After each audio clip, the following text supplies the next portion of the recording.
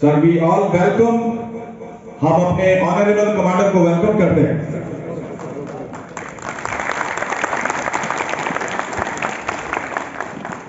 आसान बैठ।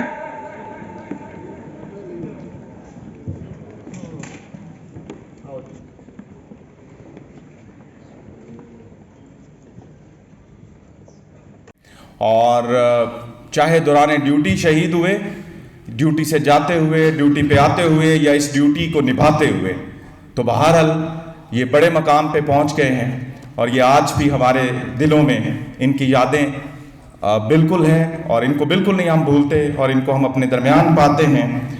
जैसे किसी शायर ने कहा था, हर कतरा आबे बारा का पकीज़ा है मगर, हर कतरा आबे बारा का पकीज़ा है मगर, बनता है उससे दुर्रे दरख्शां कोई कोई।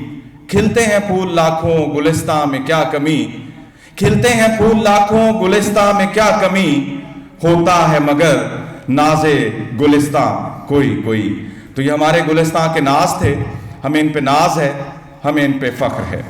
बहुत शुक्रिया।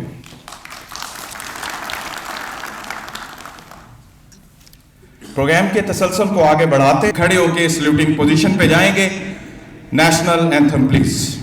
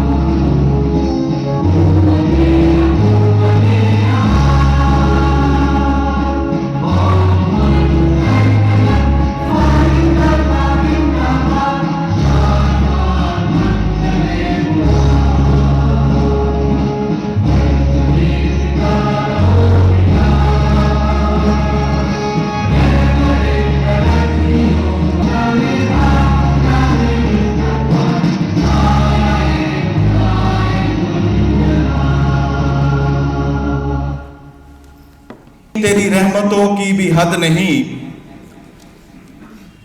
मेरी गफलतों की भी हद नहीं, तेरी रहमतों की भी हद नहीं, न मेरी खता का शुमार है न तेरी अता का शुमार है। तिलावत कुरान पाक के लिए तशरीफ लाते हैं ट्रैफिक वार्डन ऑफिसर गुल हसनैन। औज़ु बिल्लाहि मिनश शैतानिर रजीम। बिस्मिल्लाहिर रहमानिर रहीम। कुल हुवल्लाहु अहद, अल्लाहुस समद, लम यलिद वलम यूलद वलम यकुन लहू कुफुवन अहद। सदक़ल्लाहुल अज़ीम। हर इंतहा के बाद ज़ाते नबी बुलंद है, ज़ाते खुदा के बाद।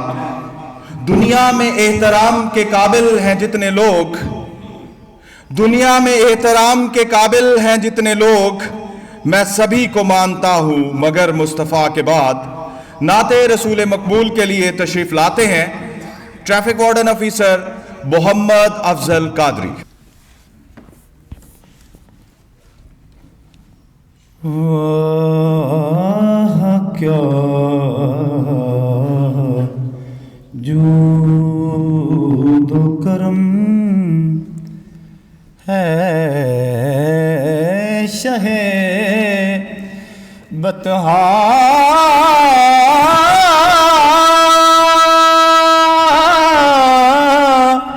तेरा। वाह क्या जूद व करम है शहे बतहा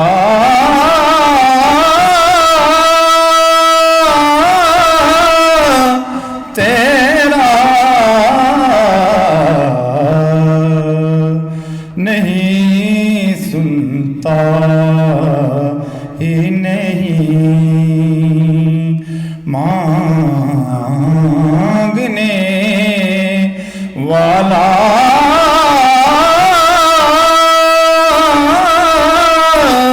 तेरा वाह क्या जो दो करम। मैं तो मालिक ही कहूँगा कि हो मालिक के हबीब। मैं तो मालिक ही कहूँगा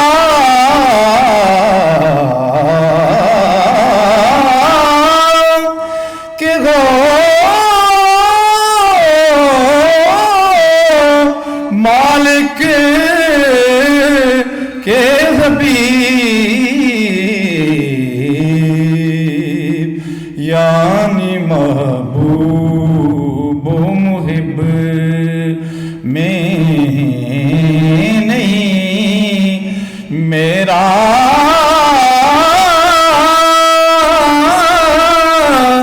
तेरा।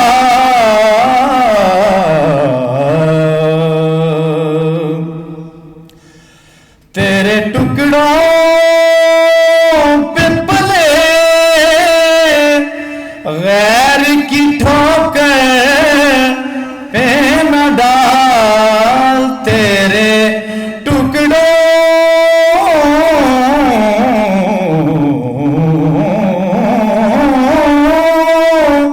पे पले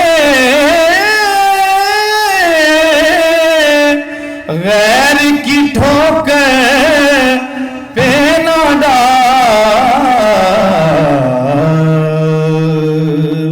झिड़कियाँ खाएं कहाँ छोड़ के सदका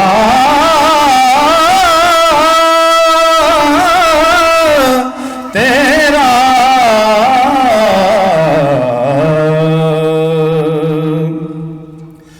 तेरे कदमों में जो है गैर का मुँह क्या देखें। तेरे कदमों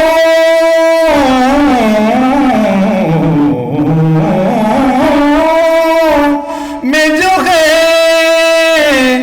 गैर का मुँह क्या देखें। कौन नजरों पे चढ़े देख के तलवार तेरा। वाह क्या जो दो करम है शहे बतहा तेरा। नहीं सुनता ही नहीं मांगने वाला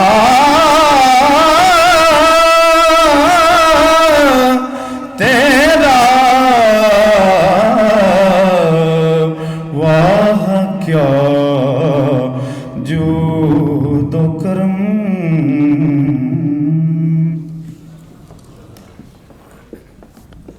जज़ाकल्लाह।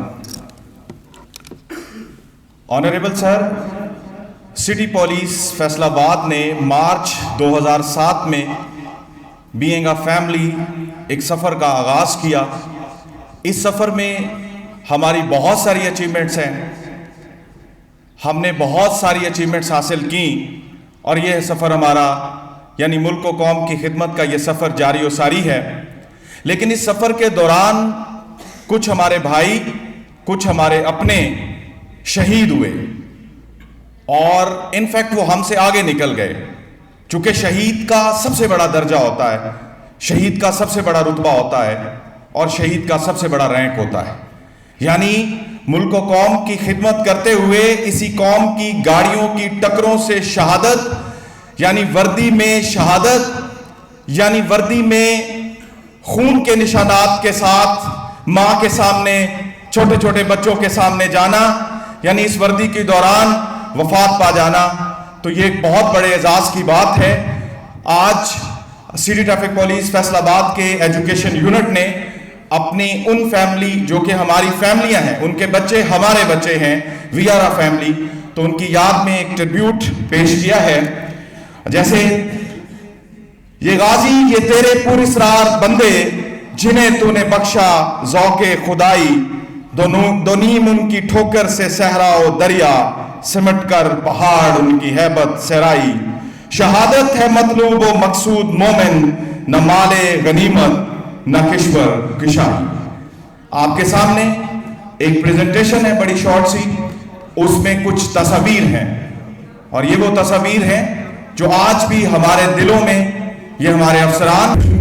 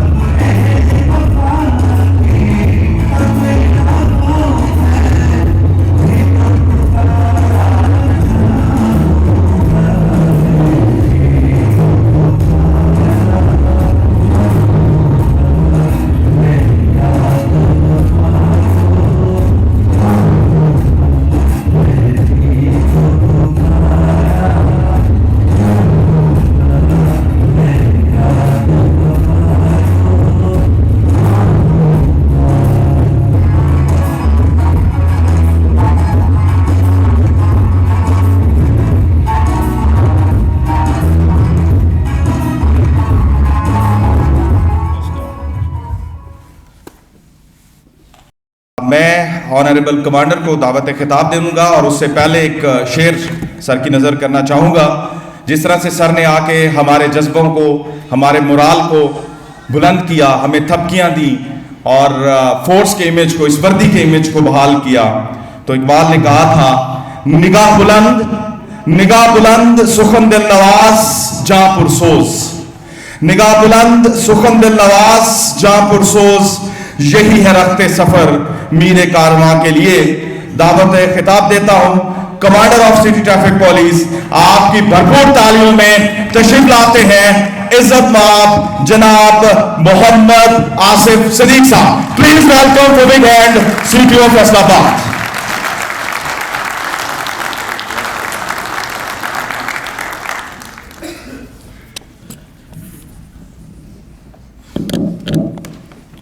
बिस्मिल्लाहिर्रहमानिर्रहीम वयसिरली अमरी, ए अल्लाह मेरे लिए मेरा काम आसान फरमा। अपने शोहदा को देखकर इनमें से कुछ लोग ऐसे हैं जो मेरे साथ भी काम कर चुके हैं,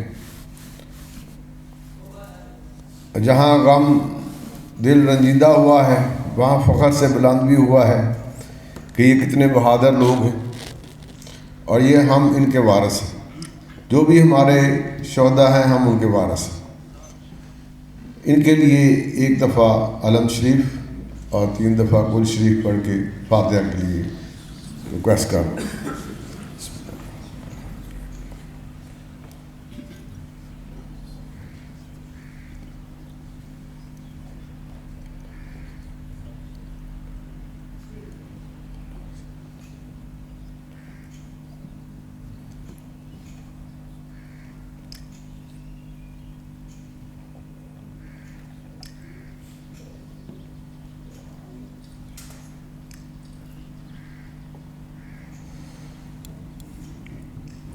या अल्लाह पढ़ी गई तमाम तलावत जो की गई कलाम का सवाब आप सल्लल्लाहु अलैहि वसल्लम के हुजूर पेश करते हैं, कबूल मंजूर फरमा।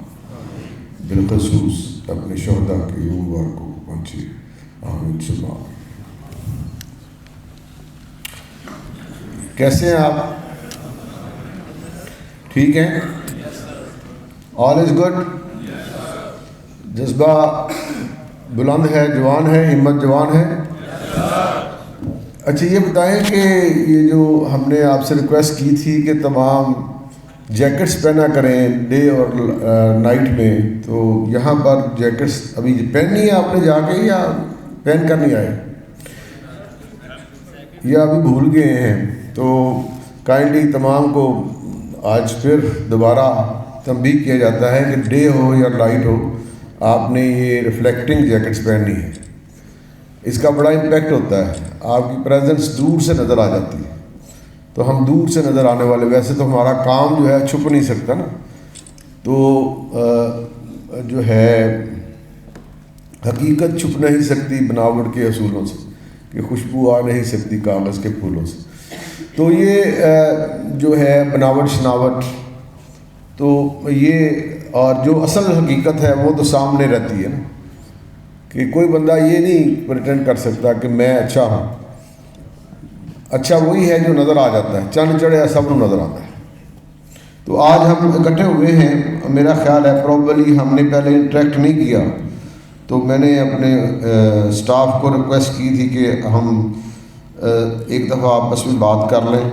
शायद आप लोगों से हमारी बात नहीं हुई, तो वही सबसे पहले जो है वो डिपार्टमेंट है। जैसे सेफ्टी फर्स्ट है, इसी तरह डिपार्टमेंट फर्स्ट है, क्योंकि उसने हमें इज़्ज़त दी है। डिपार्टमेंट में हम आए हैं, हम डिपार्टमेंट हमारी वजह से, डिपार्टमेंट की इज़्ज़त की जो है वो हमें, हमारी रिस्पॉन्सिबिलिटी है। तो सबसे पहले क्या हमारा स्लोगन है? नो करप्शन, से नो टू, मेरे साथ आपने लगाना है नारा, से नो टू करप्शन फ्री जो है एटमॉस्फेयर। हम चाहते हैं कि करप्शन ना हो। करप्शन की अब सूरतें हैं। पहली सूरत तो करप्शन की ये है कि आप डायरेक्टली कोई ऐसा फेल करें कि जिससे जो कि काबिल तज़ीर हो, जो आप इलीगल कोई रोड करप्शन में मुलव्वस हो, आप कोई ऑर्गेनाइज करप्शन में मुलव्वस हो, आप कोई अपनी लाइसेंसिंग के करप्शन में मुलव्वस हो। तो ये 3-4 उसकी सूरतें हैं। और फिर जो माइनर सूरत है वो ये है कि आप अपनी ड्यूटी ठीक तरह अदा ना करें, तो भी एक करप्शन का ज़ुमरा है। वो हम अपनी तनख्वाह को जस्टिफाई नहीं कर रहे। जो अल्लाह ताला ने हमें काम सौंपा है, इतना मोतबर काम है आपका कोई आम सा काम नहीं है। आपको चुना गया है। जिस तरह कहते हैं ना कि उम्रा हज वो करते हैं जिनके आलम गायब से, जिनकी रूहों ने आमीन कहा होता है, उन्हीं को सादत मिलती है। तो आप लोग वो स्पेशल लोग हैं जिनको आवाम की खिदमत के लिए अल्लाह ताला ने चुना है। कोशिश आपने की है, आपको अल्लाह ताला ने मौके फराहम, आपको हालात इस तरह के दिए हैं कि आप भर्ती हो जाए। तो मकसद ये है कि भर्ती हो कि हमने करना क्या है? हमने अवाम नास की खिदमत करनी है। और इससे बड़ा मोतबर काम क्या है? इससे बड़ा जो है अच्छा काम क्या है? इससे बड़ा नेकी वाला काम क्या है? और हमें तो डायरेक्टली मिल रही है अपॉर्चुनिटी कि हम अल्लाह ने जो फरमाया है कि जो मेरे बंदों से प्यार करता है मैं उससे प्यार करता हूँ। तो हमने ये जज्बा रख कर ज़हन में ड्यूटी करनी है। तो पहले बात हमने की है करप्शन की। करप्शन की सूरतें हैं, किसी सूरत में भी किसी बंदे ने भी करप्शन में मुलव्वस नहीं होना। करप्शन अपनी ज़ात के लिए आप कर रहे हैं तब भी, किसी के लिए कर रहे हैं तब भी, ये काबिल माफ़ी नहीं है। अगर किसी को फाइनेंशियल असिस्टेंस की ज़रूरत है तो there is a platform welfare committee. कल भी मैंने केसेस सारे मैंने निकाले हैं। तो जो रिक्वेस्ट थी वो मैंने 50,000 तकरीबन ईच मैंने उनको ग्रांट किया है। जितनी मेरी फाइनेंशियल पावर है उसके मुताबिक मैं वेलफेयर के हेड से जो मैं कर सकता हूँ हम आपके लिए करेंगे। लेकिन आपने करप्शन को ना करनी है। करप्शन को देखें, जितना रिस्क लिखा है ना हथेली पे वही मिलना है। वो जायज़ तरीके से ले ले या नाजायज़ तरीके से ले ले। आप सबको पता होगा कि वही जो हज़रत अली रज़ियल्लाहु ताला अन्हु के एक कोई नमाज के टाइम पे किसी के हैंड ओवर किया घोड़ा और उसकी ज़ीन जो है वो उतार के ले गया और आके बाज़ार में बेच दी। और वही ज़ीन उसने पैसों में जो आपके ज़हन में था कि मैं इसको आगे 2 या 3 दरम दूंगा, तो उसने वो 3 या 2 दरम चोरी करके वहाँ से, तो उसकी नेचर चेंज हो गई। तो उसने हराम सूर खा लिया। वेर एज के मौला अली की तरफ से उसको मिलते तो उसकी संवर जाती ज़िंदगी। तो इस तरह नहीं करना। आपके लिखा हुआ है तो आपको मिलना ही है। बस आपने सब्र और रखना है, आपने यकीन रखना है, ट्रस्ट रखना है को जो मेरे हिस्से का है मुझे मिलना है, मैंने जायज़ तरीके से लेना है। नाजायज़ रास्ता इस्तेमाल करना वो ना दीन में उसकी कोई गुंजाइश है ना दुनिया में उसकी गुंजाइश है। तो लिहाजा जो है ना आपने करप्शन से महफूज अपने आप को बाज रखना है।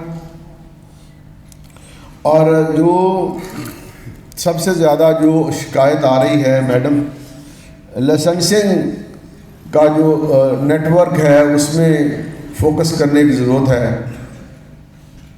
लाइसेंसिंग को करप्शन फ्री करने की ज़रूरत है। टाउट माफिया को जो है वो बाहर निकालने की ज़रूरत है। टाउट माफिया के ख़िलाफ़ कार्रवाई करने की ज़रूरत है। और लाइसेंसिंग एक ऐसा हेड है कि जो आपकी परसेप्शन बनाता है। आप हमारे लिए कौन वीआईपी, मेरे लिए कौन वीआईपी है? मेरे लिए एक कॉमन मैन वीआईपी है जिसकी कोई सिफारिश नहीं है। आप लोगों को फैसिलिटेट करें, आप लोगों को लाइसेंस बना के जायज़ तरीके से सही तरीके से उनको अकोमोडेट करें, बनाएं, ज़्यादा लोगों को बना कर दें। लेकिन उसमें टाउट माफिया को माइनस करें। उसमें से किसी किस्म का 1% जो है वो बर्दाश्त नहीं है। लिहाजा टाउट माफिया के ख़िलाफ़ आप ही पकड़ कर उसके ख़िलाफ़ कार्रवाई करें। तो फिर डिस्प्लेयर जो है वो मैं ज़रूर इशू करूँगा, जो भी मुतलक़ीन होंगे। लिहाजा लाइसेंसिंग को फोकस करें, लोगों को फैसिलिटेट करें, कंड्यूसिव एनवायरनमेंट दें, उन्हें पानी का गिलास ऑफ़र करें और जितनी हमारे पास जगह है उसको साफ़ करके बैठने के लिए उसको कहें। उनको आसानी, उनको ये प्रोसीजर समझने में थोड़ा सा मुश्किल होता है।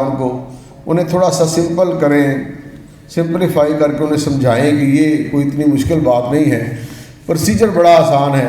आपने कहीं से भी लर्नर बनाना है, लर्नर के इतने दिनों बाद आपने ये करना है, इतनी इसकी फ़ीस है। तो लोगों को उसकी फ़ीस का भी नहीं पता। वो मासूम शहरी हमारे कुछ साथियों के हाथे जत्थे चढ़ जाते हैं या टाउट माफिया के हथे चढ़ जाते हैं। तो चेन है वो कोई थोड़ा उसमें डिसकंटिन्यू आई है फॉर द टाइम, लेकिन इसको आपने रूट आउट करके रखना है।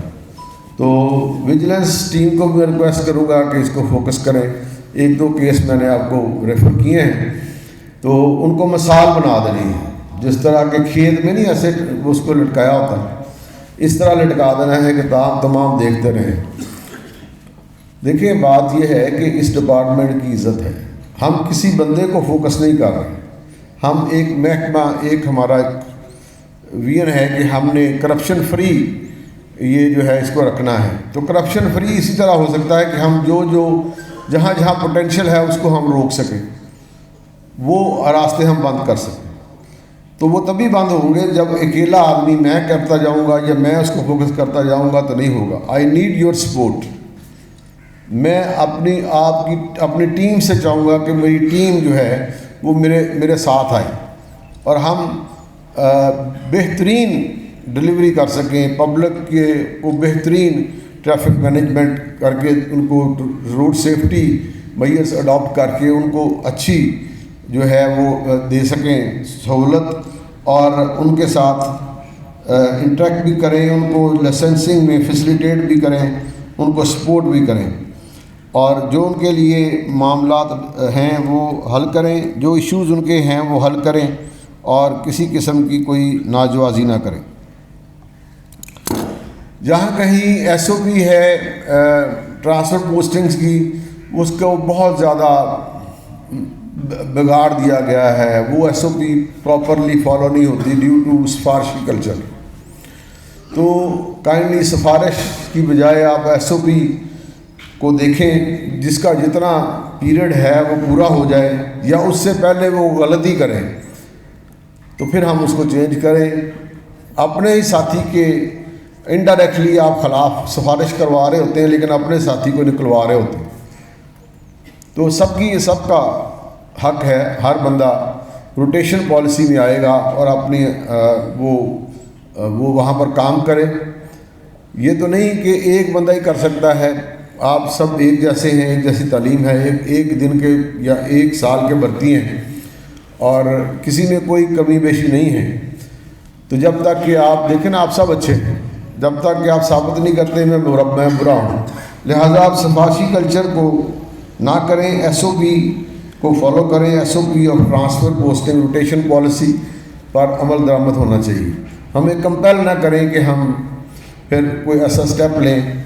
आप भी समझते हैं कि SOP है क्या, तो उस SOP को फॉलो करें। SOP के अलावा अगर कोई चीज़ है तो आप, मेरा दफ्तर खुला है 24/7, मैं कोई 6-7 बजे वहाँ से निकलता हूँ और फिर हर वक्त मेरे मोबाइल पर भी मौजूद होता हूँ। मुझे जिसने भी मैसेज किया है मैं उसी वक्त रेलेवेंट ऑफिसर को उसका मैसेज फॉरवर्ड कर देता हूँ, और वो वहाँ सिस्टम है जो पुलिस लाइन में पुलिस और रूम में बताया गया है, और ऑर्डरली रूम है, डायरेक्टली भी आप आ सकते हैं, किसी को कोई रोक टोक नहीं है। जितने बंदे भी आते हैं रोज़ मिलने के लिए, वो डायरेक्टली आ रहा हो या किसी रेफरेंस से आ रहा हो, वो मुझे मिलकर जाता है, उसकी बात सुनी जाती है।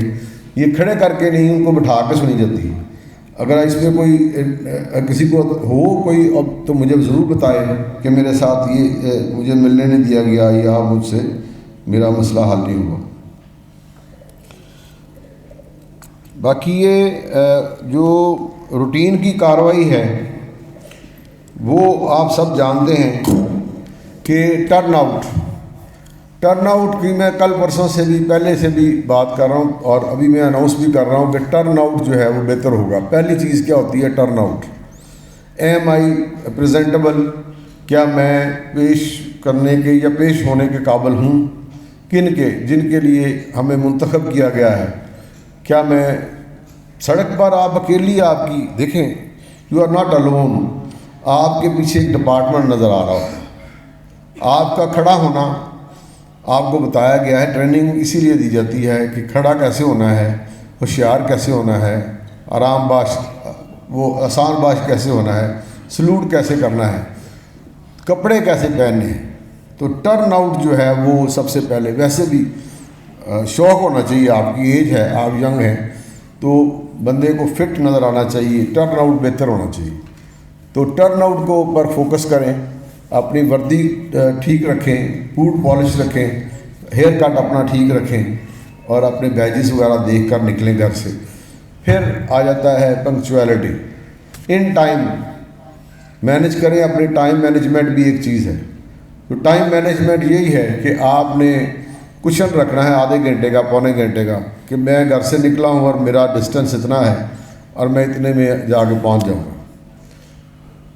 फिर ब्रीफिंग एंड डी ब्रीफिंग, अगर STW साहबान बैठे हैं तो ब्रीफिंग का और डी ब्रीफिंग का मकसद ये था कि जब आप ड्यूटी शुरू करें तो उनको ब्रीफ किया जाए कि क्या इश्यूज़, क्या अहकामात, क्या कंपेन्स चल रही हैं और हमने आज का दिन कैसे स्टार्ट करना है। फिर डी ब्रीफिंग का ये सेशन का मतलब ये था कि हम अपनी गलतियों को वहाँ खड़े होकर 5 मिनट के लिए उसका अहता करें कि आज हमने जो काम किया है उसमें क्या डेफिशिएंसीज़ हैं, हमें क्या चीज़ हम करें तो कल जो है वो इस तरह नहीं होगा। ये शौक़ की बात है, ये आप में पैदा होना चाहिए। ये कोई नई बात नहीं है, ये तो एक इनिशियल ये चीज़ें हैं और वो यही नहीं आप करेंगे तो फिर आप आगे डिलीवर कैसे करेंगे। फिर आगे आपकी आ जाती है चलानिंग। कोई चलानिंग का टारगेट नहीं है, सिर्फ आपने क्या करना है, आपने सड़कें खाली रखनी हैं। सड़कें खाली कैसे रखनी है? रॉन्ग पार्किंग क्लियर करवानी है, एनकोर्समेंट क्लियर करानी है, वन वे पर 100% कार्रवाई करनी है, सिग्नल जंपिंग पर 100% कार्रवाई करनी है। और जो बग़ैर हेलमेट चला रहा है मोटरसाइकिल, बग़ैर हेलमेट मोटरसाइकिल पर 100% कार्रवाई करनी है, क्योंकि वो सीरियस नहीं है। हम चाहते हैं रोड सेफ्टी पर हम काम करते हैं, तो हम रोड यूज़र्स की सेफ्टी के लिए जो कवानीन बनाए गए हैं उन पर अमल दमल करवाना चाहते हैं। तो लिहाजा जो भी बाइकर बग़ैर हेलमेट के निकले वो आपकी कलम से उसको जारी होना चाहिए, ताकि वो उसको डेटरेंस हो और वो आइंदा ना करें। तो helmet as a campaign IG Punjab साहब की तरफ से भी मैसेज आया है। हमने भी इसको एक हफ़्ता पहले आपको बताया था कि हेलमेट जो है वो बहुत ज़रूरी है, बग़ैर हेलमेट जो है वो सफ़र नहीं होना चाहिए। रोड डिसिप्लिन आपने पैदा करवाना है। जब देखें ना आपके 27 सिग्नल हैं, तो 27 सिग्नल्स पर अगर आप चौक में 3 अतराफ़ या 4 अतराफ़ से ट्रैफिक आ रही है तो उनको अगर आप अगर लाइन नहीं लगी हुई, रोड फर्नीचर नहीं कंप्लीट, रोड मार्किंग कंप्लीट नहीं है, तो आप पोल को एक निशान रखकर उसको स्टॉप लाइन समझ लें, तो वहाँ पर स्टॉप करवाएं ताकि डिसिप्लिन से लोग खड़े हों और बारी बारी गुजरें। अगर आप खुद भी उनको दरमियान में रोक रहे हैं, वो जो गुजरने वाला है उसका रास्ता भी तंग है, मिसमैनेजमेंट, आपके खड़े भी हैं, आप धुआं भी खा रहे हैं, नॉइस पोल्यूशन भी है, एयर पोल्यूशन भी है, तो आप गर्मी सर्दी भी है और आप काम भी कर रहे हैं और आप काम उस तरह का कर रहे हैं जिससे आपकी ज़ात पर हरफ आ रहा है कि ये क्या कर रहा है, इसको पता ही नहीं है। ये ठीक है, देखें आप लोगों पर मत डालें, हमने उनको एजुकेट करना है, एजुकेशन टीम अपना किरदार अदा कर रही है, इन्फोर्समेंट भी हमने करनी है, आपने रेगुलेशन और इन्फोर्समेंट करनी है, आप भी अपना काम करें। वो बहुत सारी बातें टाउन में हो रही हैं और ये आपकी कामयाबी है। मैं आज भी अभी राब्ता रेडियो प्रोग्राम से आया हूँ, वहाँ पर जितनी कॉलें आई हैं उनमें से लोग तकरीबन 75% आपके काम को अप्रिशिएट कर रहे हैं और वो सब आपने किया है, आप ही हैं जिनकी वजह से हमें अच्छा क्रेडिट मिल रहा है, बैड क्रेडिट है। तो अब थोड़ी सी और फोकस करने की ज़रूरत है। स्टॉप लाइन की पाबंदी करवाएं, सिग्नल जंपिंग ना होने दें, वन वे की पाबंदी कराएं, वन वे की वायलेशन ना होने दें। ये रॉन्ग पार्किंग, आपने जो व्हीकलर पार्किंग है, व्हीकलर इंक्रोचमेंट है, वो आपने चलानिंग और लिफ्टर के ज़रिए पूरी वो ख़त्म करनी है। और जो इंक्रोचमेंट है जो थिंग्स की, वो आपने क्लियर करनी है। इसके अलावा तो कोई और मेथड है ही नहीं। ये एक बड़ा आसान सा मेथड है कि आप सड़क को खाली कराएं, black top of the road को खाली कराएं और रोड डिसिप्लिन पैदा करें, रेगुलेशन बेहतरीन हो जाएगी। तो आज की इस मुलाकात का मकसद ये था कि आपसे इंटरेक्शन हो जाए, आपसे बात हो जाए। जो हमारा मकसद है रोड यूज़र्स की सेफ्टी, उसके लिए हम अच्छे तरीके से काम करें, रोड डिसिप्लिन पैदा करें, करप्शन जो है उसको नो करें, लोगों को लाइसेंसिंग में फैसिलिटेट करें, ज़्यादा से ज़्यादा लोगों के लाइसेंस बने, उनका तरीक़ाकार आसान हो, मुश्किल ना करें, ताकि उनको किसी एजेंट के साथ रब्ता ना करना पड़े। अपने आप को ठीक करें और जो इश्यूज़ हैं आप मुझसे मेरे तक डिस्कस करें। मेरा दरवाज़े 24/7 नहीं तो जितनी देर मैं दफ्तर होता हूँ वो खुले रहते हैं। और जहाँ तक आपका है वेलफेयर का, वो हमने आपको बता दिया है।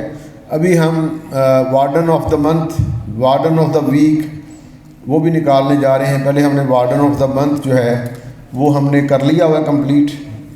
इनिशियली रिकमेंडेशंस आई हैं DSP साहबान की तरफ से, फिर हमने आपका उनकी रिकमेंडेशंस पर जो हमने TOR बनाए हैं उन TORs पर आपको हमने उसको देखा है, जांचा है। फिर हमारी टीम जो है वो रिकमेंडेशन मुझे सबमिट करेगी।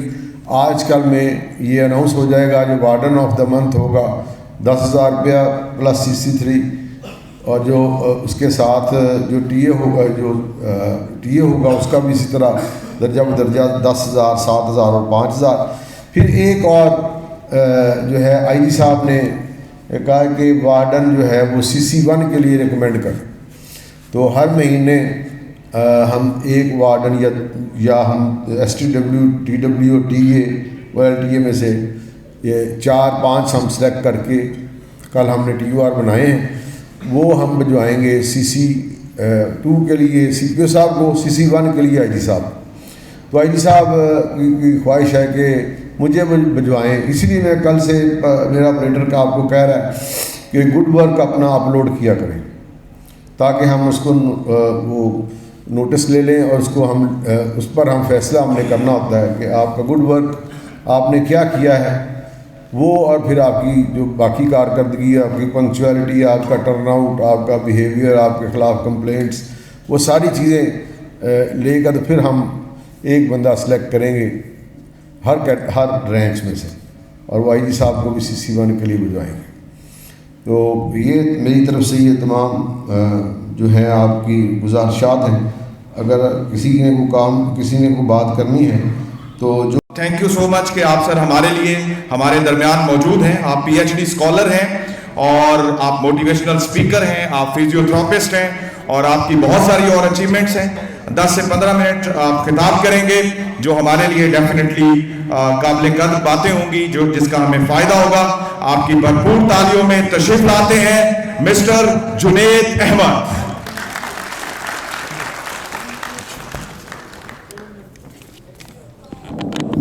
Assalamu alaikum. I am Dr. Junaid Raza from Don Physio Association. I have a team member Dr. Arslan with me. We are thankful to Mr. Zahid that they blessed us a chance to address with honorable people. As a traffic warden or traffic police officer, we work in offices for our long hours. So we face lots of pathologies and abnormalities that are not suitable for our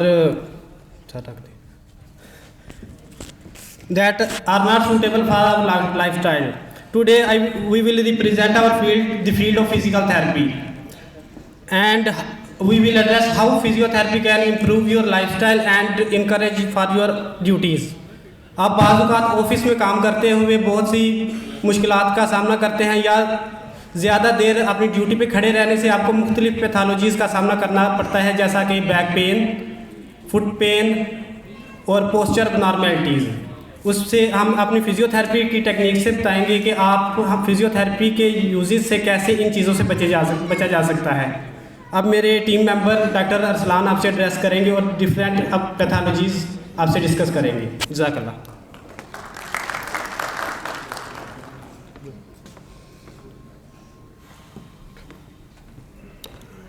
जी अस्सलाम वालेकुम। पहले ensure कीजिएगा मेरी आवाज़ ठीक आ रही है सबको? जी। सबसे पहले मेरा नाम राना अरसलान है। बेसिकली मैं पेशे से एक फ़िज़ियोथेरेपिस्ट हूँ, लेकिन पैशन से मैं एक गाइडर हूँ और एक ऑर्गेनाइजेशनल हेड हूँ। बेसिकली हम डॉन फिजियो एसोसिएशन की तरफ से आए हैं। डॉन फिजियो एसोसिएशन बेसिकली एक ऑर्गेनाइजेशन है जो अल्हम्दुलिल्लाह पूरे पाकिस्तान में वर्क करती है वेलफेयर के लिए, उसमें हम लोग बेसिकली हमारे 2 काम हैं।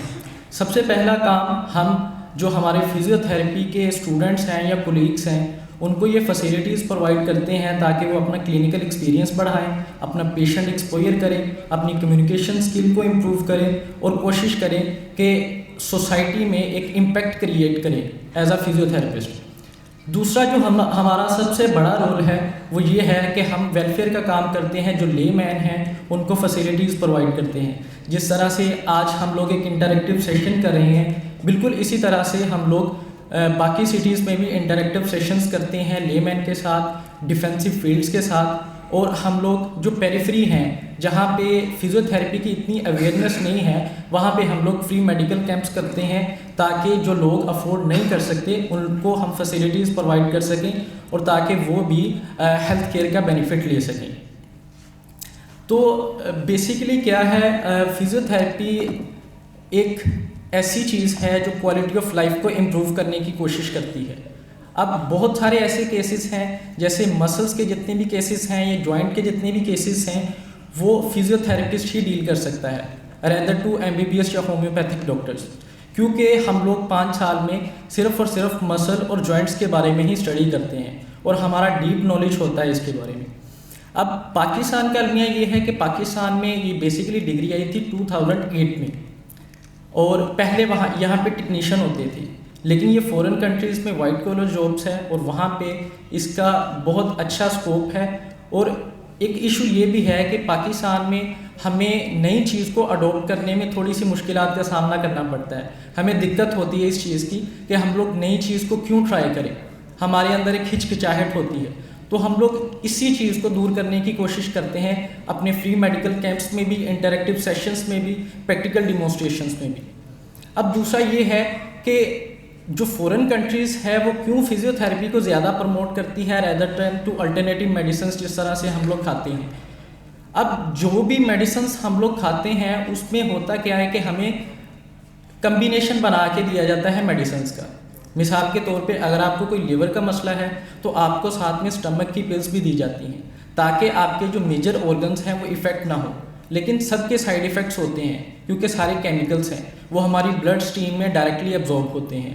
लेकिन on the other hand physiotherapy में हम लोग मैनुअल थेरेपी से और हमारी डिफरेंट जो होम केयर प्लान हैं और साथ में हमारी मोडालिटीज़ होती हैं, जो मशीन्स होती हैं, हम लोग उनसे अपना फिजियोथेरेपी का ट्रीटमेंट करते हैं। तो इससे साइड इफ़ेक्ट के चांसेस 100% कम हो जाते हैं। तो आज बेसिकली आप लोग डिफेंसिव फील्ड से हो तो आज हम उस पर बात करेंगे ट्रैफिक वार्डन से। अब ट्रैफिक वार्डन्स को जो हमारे प्रोफेशनल माना जाता है ना लॉन्ग स्टैंडिंग आवर्स में, कि प्रोफेशनल लॉन्ग स्टैंडर्ड आवर्स कितने हो सकते हैं, वो 8 से 10 घंटे होते हैं। तो जिसमें अगर आप 8 से 10 घंटे खड़े रह के काम करेंगे या 8 से 10 घंटे बैठ के काम करेंगे तो उसका आपकी क्वालिटी ऑफ लाइफ पे क्या इम्पैक्ट पड़ेगा और आपकी रिकरेंस जो इंजरी है वो किस तरह से वो इन्हेंस होगी। अब बेसिकली क्या होता है, लॉन्ग स्टैंडिंग आवर्स में आप लोग खड़े रहते हो जिसकी वजह से आपका पोस्चर ख़राब हो जाता है। अब पोस्चर ख़राब होने की वजह से आपका स्टैटिक प्रेशर बढ़ता है, एक तो नी पे, एक एंकल पे और साथ में आपकी हिप पे। अब बेसिकली क्या है, हम लोग एक ही जगह पे ज़्यादा देर तक खड़े नहीं रह सकते। अब जो मैं आपकी तरफ देख रहा हूँ सारे लोग जो हैं वो बड़े कद वाले हैं। बेसिकली हमारा जो क्राइटेरिया होता है डिफेंसिव फील्ड का वो बड़े कद का होता है। अब बड़े कद का नुकसान ये थोड़ा सा होता है कि सेंटर ऑफ ग्रेविटी जो है, अगर हम लोग आसान अल्फाज में समझाएं तो जैसे जैसे हमारी हाइट बढ़ेगी सेंटर ऑफ ग्रेविटी कम होती जाएगी। सेंटर ऑफ ग्रेविटी कम होने की वजह से आपका जो नीचे आपकी बेस है वो वीक होना शुरू हो जाएगी, आपकी सपोर्ट वीक होना शुरू हो जाएगी। तो आपको अपनी बॉडी को सपोर्ट करने के लिए आपके मसल स्ट्रॉन्ग होने चाहिए, आपका क्वालिटी ऑफ लाइफ अच्छा होना चाहिए, आपका जो भी आप खाते पीते हैं वो आपका अच्छा होना चाहिए। अब इसमें 2 चीज़ें हैं, आप लोग ट्रेनिंग वगैरह करते हो, सारा कुछ करते हो, लेकिन उसमें ये है कि 2 चीज़ें होती हैं, एक स्ट्रेंथ एक अलग चीज़ होती है, इंड्योरेंस एक अलग चीज़ होती है।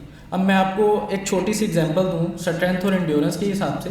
स्ट्रेंथ का मतलब ये होता है कि आप 100 kg एक ही बार में उठा लेते हो, ठीक है, ये आपकी स्ट्रेंथ होगी। अगर हम लोग इंड्योरेंस की बात करें तो इंड्योरेंस का मतलब ये होता है कि आप 20 केजी का कितनी बार उठा सकते हो, 20 केजी वेट आप कितनी बार उठा सकते हो। तो बेसिकली हम स्ट्रेंथ और इंड्योरेंस को थोड़ा कॉम्प्लिकेट कर देते हैं। अब हमें इंड्योरेंस बढ़ाने की ज़्यादा ज़रूरत है क्योंकि हमने रोज़ अपनी फील्ड में जाना होता है, रोज़ खड़े होना होता है, ठीक है, और रोज़ अपना सिटिंग पोस्चर ठीक करना होता है। अब उसमें जो सबसे बड़ी एक और पैथोलॉजी आती है, पोस्चर अबनॉर्मलिटीज़ तो मैंने आपको बता दिया, दूसरी होती है कॉन्स या कैलस फॉर्मेशन। अब क्या होता है कि हम लोगों ने शूज़ सारे पहने होते हैं, 8 से 9 घंटे हम लोग ड्यूटी करते हैं। अब उसकी वजह से क्या होता है कि हमारा जो शूज़ के साथ फ्रिक्शनल मूवमेंट स्टार्ट हो जाती है। अब हमारी बॉडी का ह्यूमन मैकेनिज़्म तो यही है कि हमने जो भी हमारा कोई भी पैथोलॉजी आए तो हमारी बॉडी उस पर एक्ट करती है और अपनी जो बॉडी पार्ट्स है उसको प्रोटेक्ट करने की कोशिश करती है। तो हमारी जो बॉडी क्या करती है, उस फ्रिक्शन को इम्प्रूव करने के लिए, ताकि हमारा जो फीट है वो डिस्टर्ब ना हो, हमारी बॉडी उसके ऊपर एक फ्रिक्शनल लेयर बना देती है, ठीक है, जिसकी वजह से हमारे जो बाकी ऑर्गन्स हैं या बाकी फीट हैं वो डिस्टर्ब ना हो। अब अगर वो ज़्यादा देर तक हम लोग इसी तरह से उसको कंपनसेट करने की कोशिश करेंगे तो ऑटोमेटिकली वो इंजरी का बाइस बनेगी, आपकी ज़ख्म हो जाएगा, ठीक है। अब आपको तब तक हॉस्पिटल या फिजियोथेरेपिस्ट के पास जाने की ज़रूरत नहीं है जब तक आपके पेन स्टार्ट ना हो। लेकिन जब भी इनिशियल साइंस आ जाएं तो आप कोशिश ये करें कि आप थोड़ा सा लूज़ जो है शूज़ पहनने की कोशिश करें। लूज़ शूज़ का मतलब ये है कि आपका बी फिटेड शूज़ होना चाहिए, ठीक है। मतलब जब आप सॉक्स पहने या आपने अपनी ग्रिपिंग को इम्प्रूव करने की कोशिश करनी है, जब आप भागते हैं या फिर अपने स्टैटिक पोस्चर में खड़े होते हैं तो आपका ग्रिपिंग पोस्चर होना चाहिए, ग्रिपिंग शूज़ आपके होने चाहिए, ठीक है। उसकी वजह से आप कॉन्स और कैलस को ठीक कर सकते हैं। अब दूसरा जो सबसे बड़ा इशू होता है वो ओब्लियंस का होता है। अब ओब्लियंस बेसिकली एक कैटेगरी है, अगर अब मैं आसान लफ्ज़ों में आपको समझाने की कोशिश करूं तो उसमें क्या होता है, उसमें जब हम लोग शूज़ पहनते हैं 8 से 9 घंटे के लिए, अब उसमें क्या होता है कि हमारा जो पाँव है वो डायरेक्टली टच हो रहा होता है टिप ऑफ द शूज़ के साथ, ठीक है, अंदर की तरफ। अब उसमें क्या होता है, अब मैंने आपको पहले बताया कि बॉडी का मैकेनिज़्म है कि जो भी किसी पैथोलॉजी का हमें सामना करना पड़ता है, सबसे पहले हमारा जो डिफेंसिव सिस्टम है वो अपने मसल्स को या अल्टरनेटिव ऑर्गन्स को एक स्टिमुलस प्रोवाइड करता है कि आप लोग इसमें पोस्चर में मोडेलिटीज़ प्रोवाइड कर लें, ठीक है, मॉडिफाई कर लें उस चीज़ को। अब उसमें क्या होता है कि उसमें जो हमारा पैर का थंब है जिसको हम बिग टो बोलते हैं, वो बेसिकली इन्वर्टेड होना शुरू हो जाता है हमारी फर्स्ट फिंगर के साथ, ठीक है। अब अगर तो वो रेपिटेटिव मोशन हम बार बार से करते जाएंगे, हमारा फिटेड शूज़ नहीं होगा तो उसकी वजह से हमें क्या होगा, वो हमारा पैथोलॉजी क्रिएट हो जाएगी, हमारा जो अंगूठा है वो परमानेंटली टेढ़ा हो सकता है, ठीक है। अब तीसरी जो मेन पैथोलॉजी आती है ड्यूरिंग ट्रैफिक आवर्स में, वो ये है कि आपको इन्फ्लेमेशन हो जाती है आपकी जॉइंट्स में। आप लोगों ने सब ने तकरीबन अर्थराइटिस का नाम सुना होगा। अगर अर्थराइटिस नहीं सुना तो मैं आपको थोड़ा सा सिंप्लीफाई कर देता हूँ, आपने गैंठिया का नाम सुना होगा, ठीक है। अब उसमें क्या होता है, ये बेसिकली अर्थराइटिस की एक टाइप है जिसमें हम लोग बेसिकली जॉइंट्स को इन्फ्लेमेशन और पेन से उनसे गुजरना पड़ता है उनको। अब अर्थराइटिस की बहुत सारी टाइप्स हैं, जो मैं आपको बता रहा हूँ वो बेसिकली आपकी यंग एज में स्टार्ट होना शुरू हो जाता है, जिसको रियूमेटॉइड अर्थराइटिस बोलते हैं। अब उसमें इन्फ्लेमेशन अट्रैक्शन टेस्ट होता है जिसमें आपके जॉइंट्स देखे जाते हैं, आपकी देखा जाता है कि आपके मसल्स कितने स्ट्रॉन्ग हैं, उनमें इंड्योरेंस है कि नहीं, आपकी स्ट्रेंथ है कि नहीं, ठीक है, वो सारी चीज़ें उसमें देखी जाती हैं। अब बात कर लेते हैं कि पोस्चर को हम लोग किस तरह से इम्प्रूव करने की कोशिश कर सकते हैं, ठीक है। अब बेसिकली आपको मैंने सिटिंग का बता दिया। अब स्टैंडिंग का क्या होता है, जब हम लोग ज़्यादा हाइटेड होते हैं तो उसकी वजह से हमारे जो रीढ़ को सपोर्ट करने के लिए हमें मसल्स भी स्ट्रॉन्गेस्ट चाहिए, पैरास्पाइनल मसल्स जिसे हम बोलते हैं, जो स्पाइन के मसल्स होते हैं, लेकिन वो हमारे उतने स्ट्रॉन्ग होते नहीं हैं क्योंकि हमें उसके लिए बहुत, जैसे बॉडी बिल्डर्स होते हैं उनके मसल एंड्योरेंस बहुत ज़्यादा होती है तो वो तो कंपनसेट कर देते हैं, उसकी वजह से बैक पेन नहीं होती। लेकिन हम थोड़ा सा उसमें ये कर सकते हैं कि अगर हमें अपना पोस्चर ठीक करना है तो हम 15 या 20 दिन के लिए एक ब्रेस आती है, शोल्डर ब्रेस, हम लोग वो यूज़ कर सकते हैं, ठीक है। सीटिंग में अगर हम लोगों ने पोस्चर ठीक करना है वो एक मैंने आपको बता दिया। और दूसरा हम लोग उसमें ये कर सकते हैं कि अब डिफरेंट कंपनीज़ हैं जो कि बैक सपोर्ट के लिए हमें कुशन्स प्रोवाइड करती हैं या फिर वो मोल्टी आर्थो हमें प्रोवाइड करती हैं, जिसमें हम लोग बैठ के अपनी जो नेक की स्पाइन की कर्व है उसको इम्प्रूव कर सकते हैं। जब हम किसी भी चेयर पे बैठते हैं तो हमारी यहाँ पे कर्व क्रिएट हो जाती है जिसकी वजह से एक्स्ट्रा प्रेशर पड़ता है। तो that's all, thank you so much.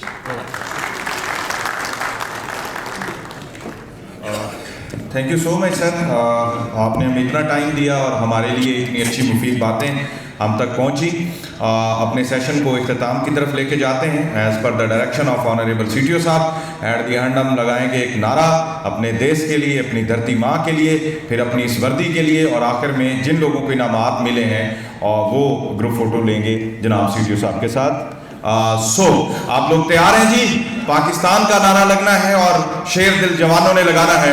आपकी आवाज बताएगी Pakistan, Pakistan, Pakistan. City traffic police Faisalabad, city traffic police Punjab, city traffic police Faisalabad. Thank you so much. जो तरीक़ाकार कानून में वज़ा किया है उसके मुताबिक वो बात कर सकता है। इंडिविजुअल बात जो है वो दफ्तर में की जाएगी, और इज्तिमाई बात अगर कोई है तो वो आप कर सकते हैं। सबसे पहले आप अपना नाम बताएंगे, अपना रैंक बताएंगे, पोस्टिंग बताएंगे, उसके बाद आप फिर साइज सा अपना मामला जो है वो हमसे शेयर करेंगे। तो हाउस इज़ ओपन नाउ। आप जिसने भी बात करनी है रेज योर हैंड, और माइक जो है आप तक वो ले जाएंगे, आप बात कर सकते हैं जी। जो लिस्टें हैं ताकि उनका इम्तहान हो और आगे प्रमोशन का मामला जो है वो आगे बढ़े। तो ये हुकूमती और ये हेड ऑफ डिपार्टमेंट को हमने ये ऑलरेडी टेकअप किया हुआ, लेकिन इसका फॉलोअप करते हैं। ठीक सर, पहले भी शायद इस सिलसिले में बात हुई है। हमारे दो मेजर इश्यूज हैं सर। फर्स्ट इशू उस पर बात होती रही है, वो ये है कि तकरीबन सब डिपार्टमेंट्स में टाइम स्केल प्रमोशन हो चुकी हुई है, इवन महकमा पुलिस में भी हो चुकी हुई है।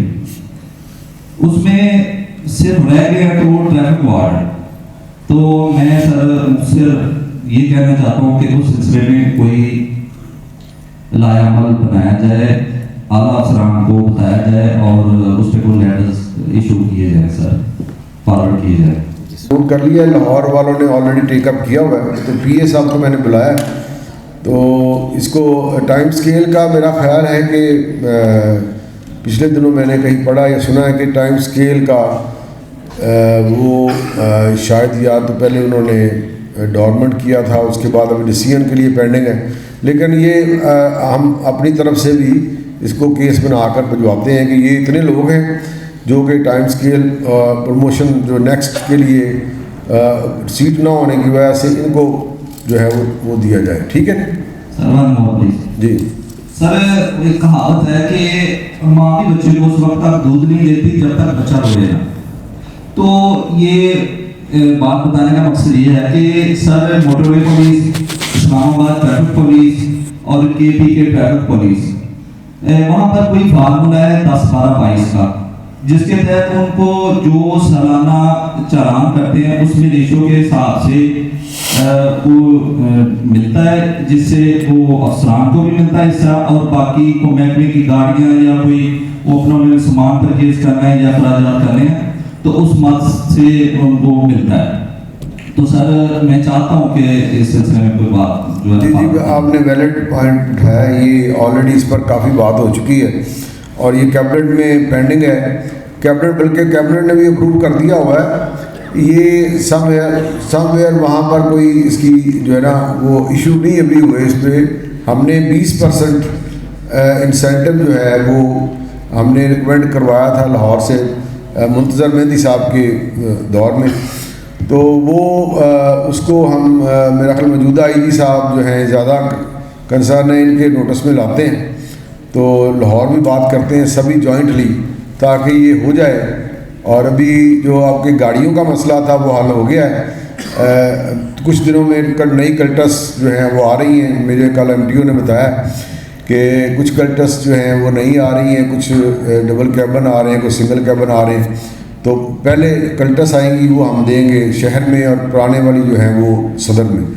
तो ये इंसेंटिव वाला जो ये है ये बड़ा ज़रूरी है, और इसको हम मौजूदा ई साहब के मेरा ख्याल दौर में ये हो जाएगा नोटिफिकेशन, क्योंकि कैबिनेट ने पास किया हुआ है, सिर्फ वो वहाँ पर पड़ा हुआ है नोटिफिकेशन। फाइनेंस डिपार्टमेंट वालों ने कोई इसमें पूरी लगाई हुई है, कोई फंड्स का कोई इशू है, तो वो जैसे ही होता है तो फिर इंशाल्लाह ये इसको टेकअप करवाते हैं।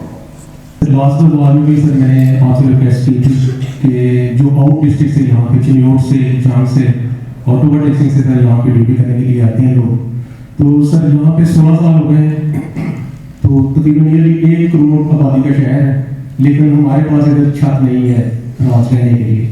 तो सर काइंडली जो गवर्नमेंट फोर्स है, मैंने लास्ट में कोई एग्जाम्पल दी थी, वो बाद में बने हैं इस्लामाबाद में, उनका जो है वो बेहतरीन ऑफिस बन गया है, बेहतरीन उनकी जो है हॉस्टल जो है वो वहाँ पे उनकी रेजिडेंस बन गई है।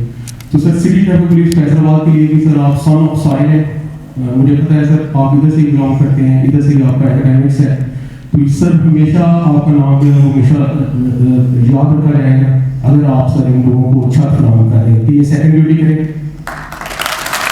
भी हैं, लीडर्स भी हैं, एस्टैब्लिशमेंट ब्रांच भी है सर, सर्कल ऑफिसर्स भी हैं, आप हमारे कमांडर इन चीफ हैं, आप हैं सर। यहाँ पे अभी सर इसके बारे में टॉप प्रायोरिटी में सर इस पे काम कर रहे हैं सर। Thank you. जी बिल्कुल डेफिनेटली, ये मैंने आते ही इंचार्ज बिल्डिंग इधर बैठा होगा, इधर आओ, ये मैंने इसके साथ विज़िट किया है। जो सेंट्रल पोस्टल जेल है, सेंट्रल जेल की बैक साइड पर वहाँ पर जगह मौजूद है।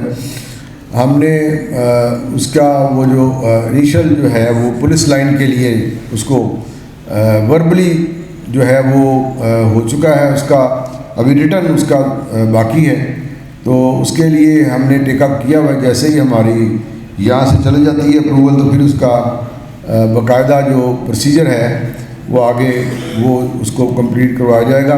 जगह जो है वो हमें वो देने को तैयार हैं। पुलिस लाइन बन जाएगी तो उसमें रहाइश भी हो जाएगी। एक CTO कम्प्लेक्स के लिए भी हमने जगह देख ली हुई है ऑलमोस्ट, उसका जो PC1 वगैरह के करीब है बात, तो वो भी CTO कम्प्लेक्स में भी हमने ऊपर जो टॉप फ्लोर पर हमने 2-3 वो रखे हैं फ्लैट्स वगैरह रहाइश के लिए, बार्क्स वगैरह, वहाँ भी कुछ एडजस्टमेंट हो जाएगी। बाकी ये जो आपने कहा है कि आउट डिस्ट्रिक्ट्स को पहले शिफ्ट कर ली जाए, मुझे तो कोई इतराज़ नहीं। आपके साथी जो हैं, आपके जो साथी जो आपके साथ जो इस शहर से बिलोंग करते हैं, अगर वो तैयार हैं तो आप बेशक करें, कोई इशू नहीं। नहीं सर, इस बारे में कोई बात नहीं सर, सेकंड शिफ्ट करके वो रात इधर रहते हैं, फर्स्ट ड्यूटी करके ऑफिस से रहते हैं, ये सर कोई इशू नहीं है। तो सर सेकंड ये है कि बड़ी गाँव में सर वहाँ पे यूनिफॉर्म आती है, फाइनेंशियल असिस्टेंस की आपने बात की है, ज़बरदस्त सर वेलफेयर की आपने बात की है, बहुत ज़बरदस्त। ये भी आपने पॉजिटिव साइन दिया है कि आपकी राइट जो है रेजिडेंस है वो भी बढ़ जाएगी। तो सर यूनिफॉर्म के हवाले से सर थोड़ी बात पता चले जाऊँ कि जो यूनिफॉर्म स्टोर से मिल रही हैं, they are really miserable sir, ठीक है। आप 4 या 5 दुल्हनों के बाद यूनिफॉर्म कहने के काबिल नहीं है।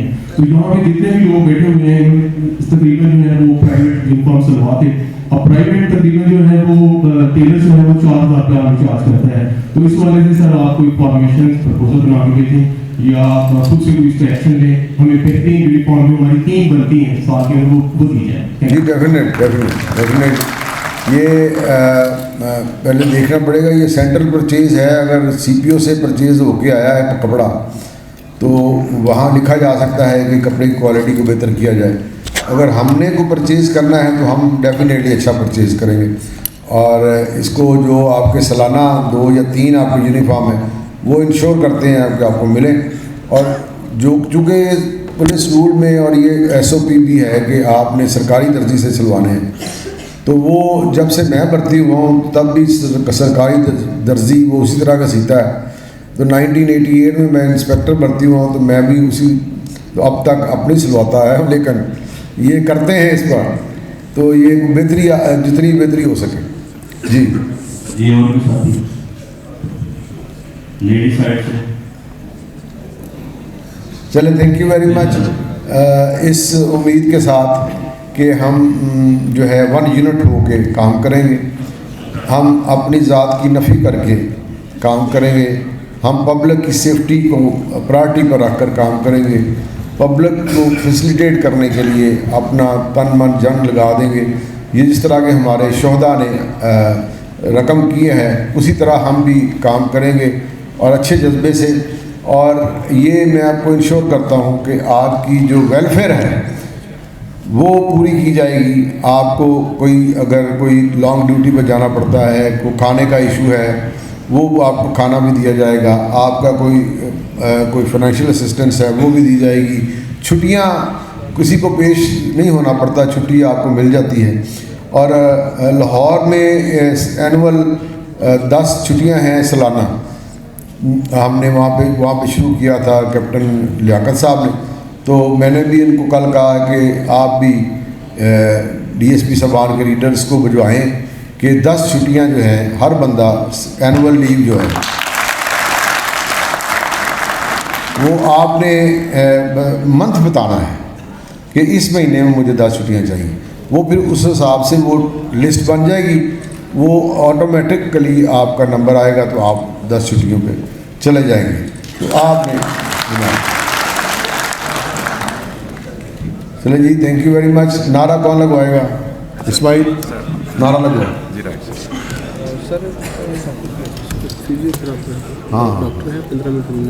हाँ, ये सर्टिफिकेट्स आपके रहते हैं अभी, कुछ इनाम CC3 और कुछ कैश रिवार्ड, वो लाइन भी जल्दी करें सर। आप दें ना सर, मैंने हाँ करें जी। तो होनी चाहिए अपने इन ऑफिसर्स के लिए बड़ी हिम्मत और जान जोखों से ये अचीवमेंट्स होती हैं और इस पे भरपूर इंकरेजमेंट होनी चाहिए। The next officer is traffic warden Imran Waraich, मेहनती ऑफिसर, बहादुर ऑफिसर CTP के। The next officer is traffic warden Mohammad Azam. Clap होनी चाहिए जी। ये क्लैप इनफैक्ट हम अपने लिए कर रहे हैं क्योंकि हम सब एक हैं, we are just like a family. And the next traffic warden officer जिनको ये इनाम मिलने जा रहा है, his name is mister Ali Raza, traffic warden Ali Raza. The next traffic warden officer is Ahsan Waraich.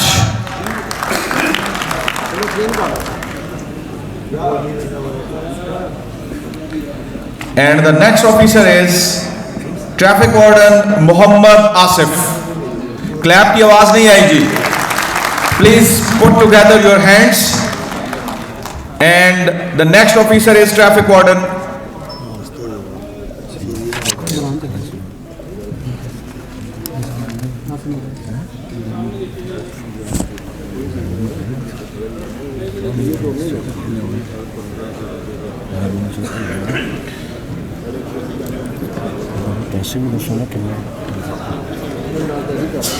The next officer is traffic warden Mohammad Asif, then traffic warden Shajar Hussain Shah, मेहनती officer.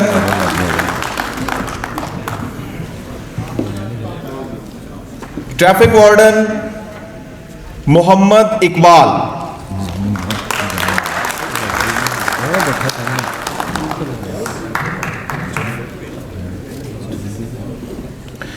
The next traffic warden officer Saqib Rahim.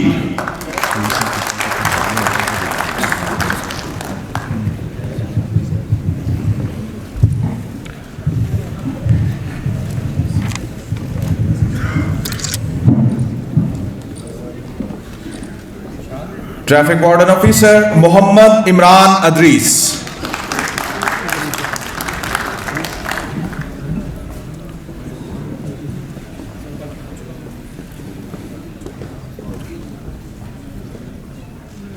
PRO to CTO traffic warden Asif Naveed.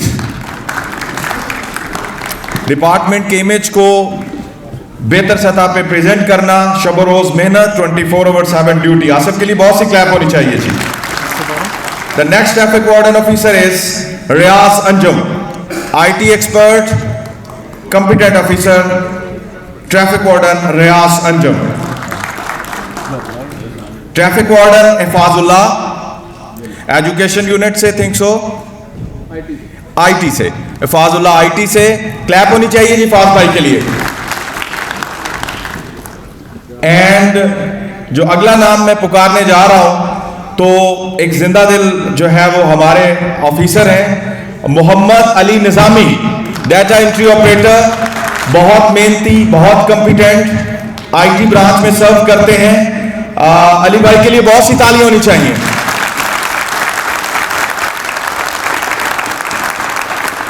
Extraordinary perform करते हैं, शब रोज मेहनत करते हैं।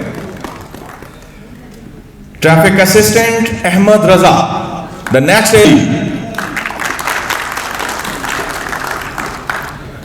Is traffic assistant Zaheer Abbas. हमारे ये मेहनती जवान पूरी मेहनत से ट्रैफिक के बहाव को बरकरार रखते हैं, चौकों को संभालते हैं।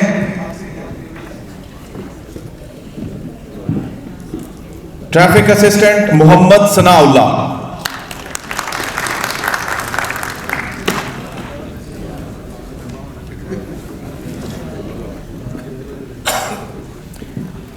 Traffic warden Shahid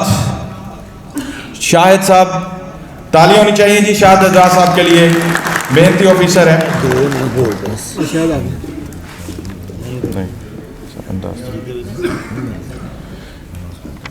and on Ali Asad,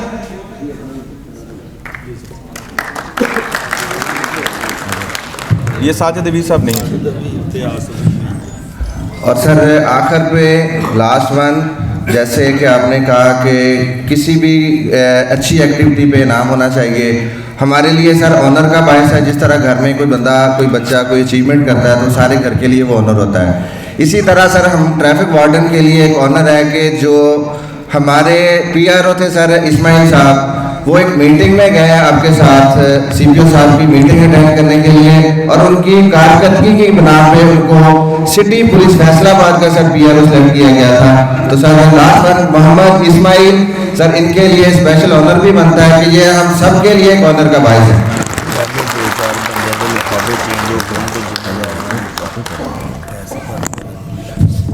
इनकी सर मेहनत, कोई बंदा हर बंदा जो सिफारिश भी करवा लेता है, सारा कुछ होता है, लेकिन जो मेहनत का रिवार्ड है सर वो आपके सामने है।